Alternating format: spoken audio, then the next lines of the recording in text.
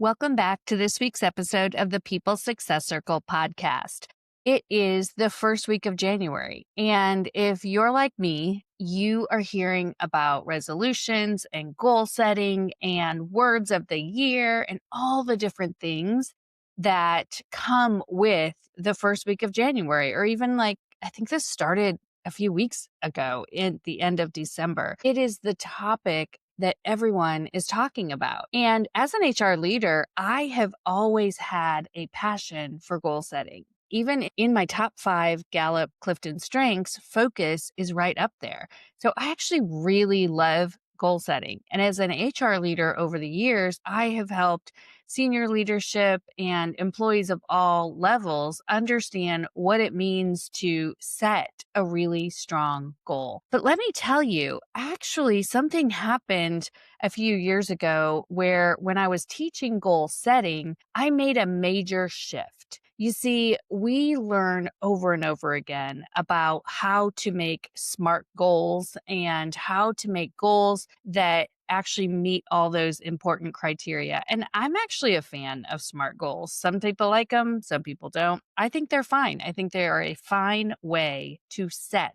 a goal. But the problem is not in setting goals, it's actually in achieving them. In fact, the statistic says that less than 10 people who set goals achieve them. That's so low. No wonder we get discouraged, and no wonder we think that, they're pointless. There's no point in setting a New Year's resolution, and I actually can understand why people think that. With a less than 10% achievement rate for goals, it made me realize that I was teaching the wrong thing. Everyone's teaching you how to set goals. I really wanted to switch it to teach people how to achieve the goals that they set. So this episode is all about that. I am going to teach you what it means to actually create a goal achievement plan so that you have a much higher chance of being in that percent of people who actually have their goals come to fruition. So as a trainer, after I switched my topic from being goal setting to goal achievement and goal alignment within organizations, I saw so many wins. In fact, one of the participants in my goal achievement workshop was filling out her goal achievement plan. And she, at the time, had an online florist business. She had a fantastic florist business, but not a storefront where people could actually come see flowers and buy candles and things like that. It was an online business. So this woman's name is Kelly. And Kelly had decided she wanted to have a brick and mortar business. She no longer wanted to just have an online business. She wanted a store. And after working through this course and working through the goal achievement blueprint, she was actually able to open a storefront in a short amount of time. She thought that it would take her a year, and it took her 5 months to realize that goal. Because she had a plan, she knew what to do, and she knew the different milestones that she would need to achieve in order to make her ultimate goal happen. Now, that's Kelly's story, but I can tell you a lot of stories like this. When people focus on achieving goals, they have so much more success. Before I dive in, I want to clarify the difference between a strategy and a goal. Many times people get this confused, which is actually part of what keeps them from achieving it. So a strategy is the how and the why. It's the overarching plan and the approach. But the goal is the what and the when. It's a specific target, a specific deadline with specific measurements along the way. Just having that information can help you realize that as we fill out this plan, which I will link the goal achievement plan in the show notes, I do want you to fill out this goal achievement plan because it is proven that you are 3 times more likely to achieve a goal if it is written down compared to having no written plan. When I saw that and when I learned that, I thought, we need a format. We need a structure. So let's dive in. I call it the Goal Achievement Blueprint, and there are 10 steps. We're going to go through all 10 of them, but I don't want you to be scared that that's a lot of steps because, like I said, this is a one-page form and it's double-sided. On one side, you can assess whether your goal is smart. Like I said, there is so much information out there about setting goals. So I'm not going to go into that. I'm going to talk to you about the other side of the form, which is achieving them. Step one is making sure that you have identified an impactful and important goal. So many times we think of all these different things we'd like to do. I do it too. Like, I would like to be more fit. I would like to eat healthier. I would like to wake up when my alarm goes off right away in the morning. I would like to send more handwritten letters this year. It doesn't really matter what it is. We tend to think of all these different things that we want to do, and that dilutes the process. Our goal needs to be something that is important and impactful, because if we're working on so many different things, it's very hard to achieve what we want. Now, these goals can be physical goals. They can be emotional. They can be intellectual, like you want to read more. They can be relational. You want to go on a date night more often with your spouse. They can be career goals and business goals. It doesn't really matter the category of the goal. What I want you to know is that you need to have goals that are very impactful. Otherwise, you won't care enough about it, right? We just dilute it if we try to do too many different things. So, first thing is setting it. And this can be so many different things. If you're a business owner, it could be that you want to grow your email list, or you want to start a podcast, or you want to create a new offer. If you're a job seeker, it could be that you are hoping to find a new job this year, or it could be that you're an employee and you're hoping to get promoted, or you're just hoping to get more responsibility at work. Regardless of what it is, be specific. So, when you're setting your goal, there are a few things that I want you to keep in mind. First, you want to choose something that no one else can block. What do I mean by that? You need to choose a goal that no one else can block.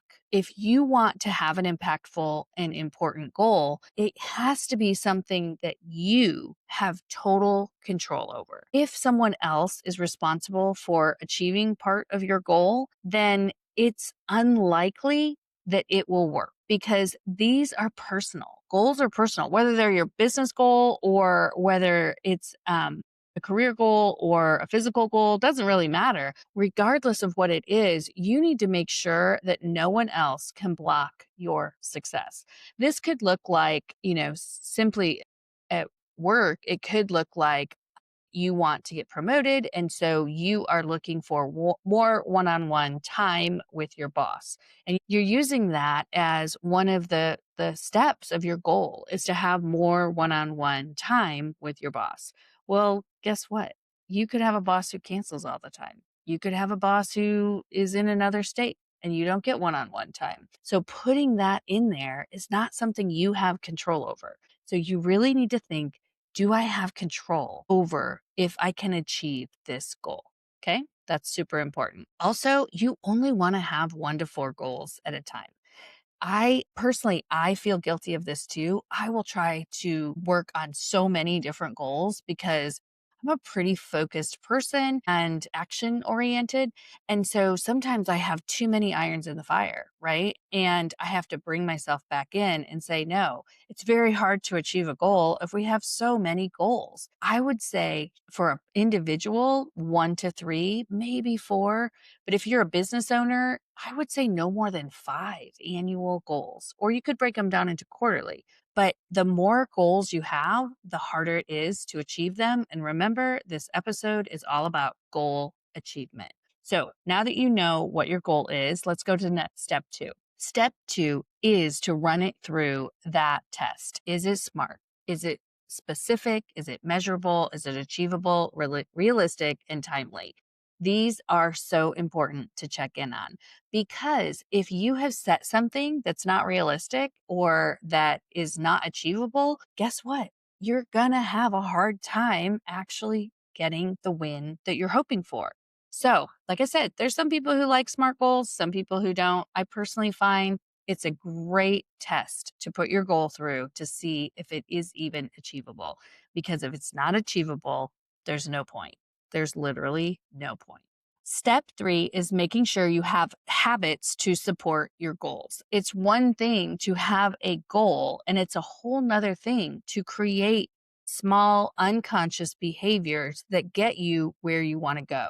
For me, one goal that I have is to have my weekly newsletter done for the next week by Friday of every single week. So, a habit that I have is to build that time into my calendar every single Friday morning. I don't want to go into the weekend without my newsletters scheduled. So, it takes those small habits to actually make you achieve it. If I were to just say, I want to have my newsletter done ahead of time, it's not specific enough. And I didn't have a habit to make that happen.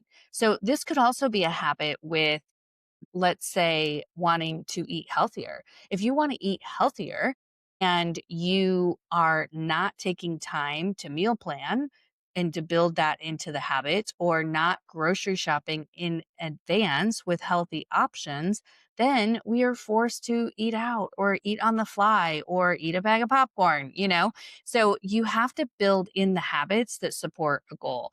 And James Clear's book, Atomic Habits, is by far one of my favorite books. And he says in there that every action you take is a vote for the person you want to become. So if you are taking these small habits to take the time to do the little things that add up, then you will achieve your goals.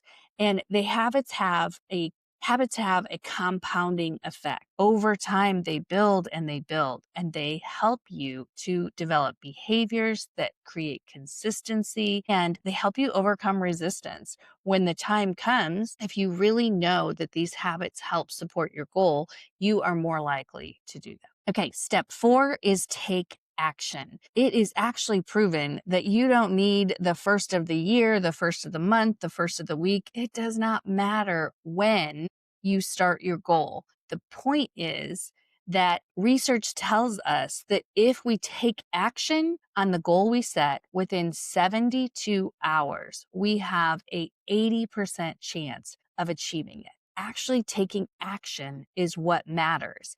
And so sometimes I'm even guilty of saying, okay, I will start a goal on February 1st, or I will start it on Monday morning. But that doesn't matter. That's why so many people's New Year's resolutions don't work. What matters is that you take action, and you take action fast. Because if you start building those habits and building the momentum, then you have a higher chance of achieving your goal. Okay, next is one of my favorites, and this is ensuring that your calendar reflects your priorities. If you want to be somebody who achieves goals, your calendar has to actually match what you are wanting to do. So I used to work at McDonald's Corporation, and we had to submit our calendars by the 25th of every month for the next month. It was a paper calendar. We had to submit it to our boss so that they could understand what our top three priorities were and what we were planning on doing that month. And in the top of that, it said, does your calendar reflect your priorities? I have never forgotten that. And it is still something that I preach to this day. If your calendar doesn't have on it the things that will help you achieve your goals, then it's a waste. It's not going to happen. So, as an example, if you say in January, I want to network more, I should be able to look at your calendar and I should see 2 in person networking events on there. And I should see time blocked off on your calendar that you're going to focus on LinkedIn.